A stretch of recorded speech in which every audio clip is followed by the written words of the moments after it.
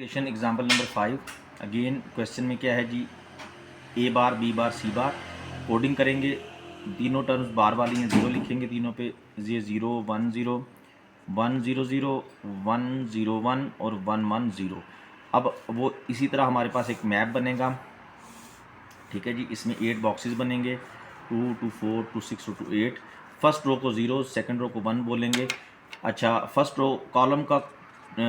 Column का label 0 0, then 0 1, then 1 1 और फिर 1 0। ठीक है, बार बार बता रहा हूँ, ये कम्बिनेशन आपने याद रखना है, यही तरतीब रखनी है आपने।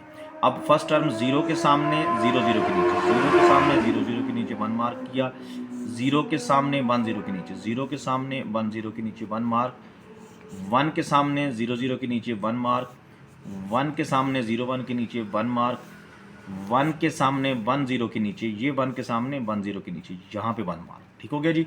अब हमने पेयरिंग करनी है, ये एंड टू एंड वाले जो 4 1 है ना, 4 1, इनका पेयर बना लेंगे।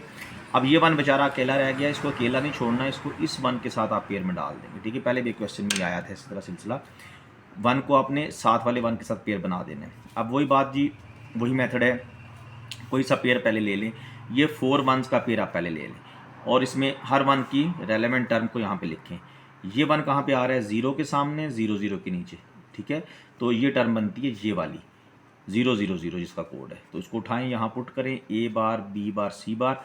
ये 1 कहाँ आ रहा है जी, 1 के सामने 0 0 के नीचे, तो 1 0 0 कोड कहाँ बनता है, ये बनता है 1 0 0।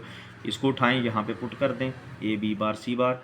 ये 1 कहाँ बनता है जी, 0 के सामने 1 0 के नीचे, तो 0 1 0 ये वाली टर्म बनती है। ठीक है जी, 0 1 0, ए बार बी सी बार। और ये 1 कहाँ पे आ रहा है, 1 के सामने 1 0 के नीचे, तो 1 1 0 कहाँ बनता है, ये 1 1 0 बनता है, ये वाला जी। इसको यहाँ पे पुट कर दें, ए बी सी बार। ठीक है, चारों 1s हमने यहाँ पे लिख दिए।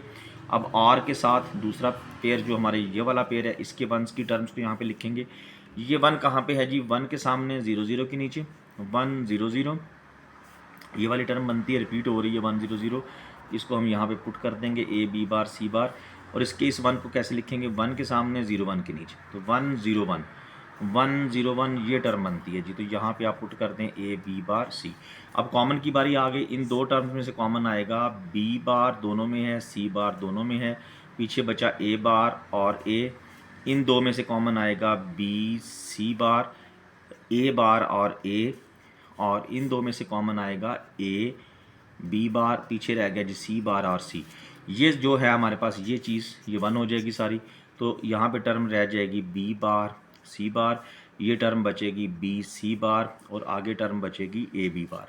जी जनाब, इन दोनों में से कॉमन क्या आएगा, सी बार दोनों में आया है, कॉमन ले लेंगे, बी बार और बी रिमेनिंग,